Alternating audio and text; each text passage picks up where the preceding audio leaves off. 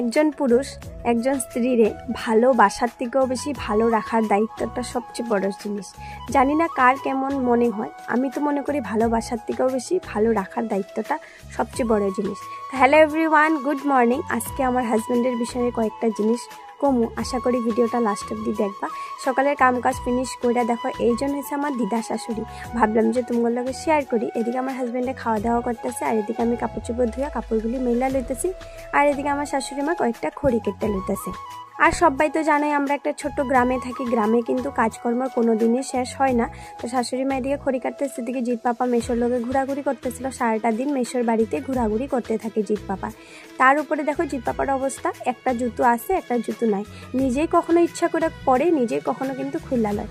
আমি আমার হাজব্যান্ডের বিষয়ে একটা কথা কই, আমি বহুত ভাগ্যবান কথা এটা যে আমি আমার মন পছন্দ মতন একজন মানুষ পাইছি, যে মানুষটার কাছে আমি সবসময় আমার